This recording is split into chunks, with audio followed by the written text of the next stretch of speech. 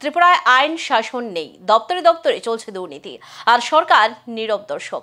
এই মন্তব্য করেছেন প্রদেশ কংগ্রেস সভাপতি আশিস কুমার সাহা।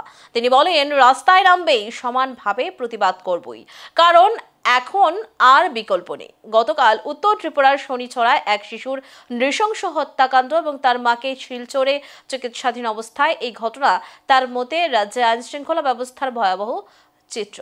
এছাড়া আগরতলা পৌর নিগমের 16 কোটি টাকার আর্থিক কেলেঙ্কারির প্রসঙ্গও তুলেছেন তিনি আহ্বান জানিয়েছেন, এই অবস্থা পরিবর্তনের জন্য সকলকে সক্রিয় ও প্রতিবাদী হতে হবে।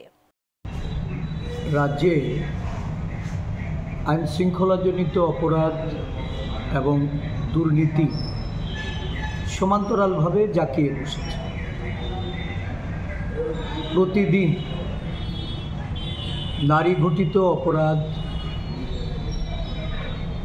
শিশুদের উপর বিভিন্নভাবে অত্যাচার এবং এর সঙ্গে অবশ্যই নেশা কারবারি বা নেশা সংক্রান্ত এই মাদক পাচার, মাদক সেবন, এইগুলি তো প্রতিনিয়ত জনসম্মুখে একে গ্রেপ্তার করা,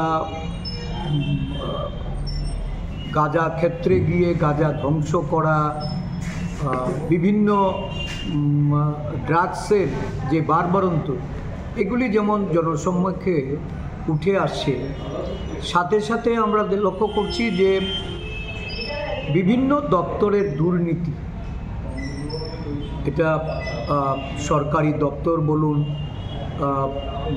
আমাদের পুরো নিগম থেকে শুরু করে বিভিন্ন প্রতিষ্ঠানের দুর্নীতি আজকে সারা রাজ্যে একেবারে উপরতলা থেকে নিচুতলা অবধি এটা জাঁকিয়ে বসেছে।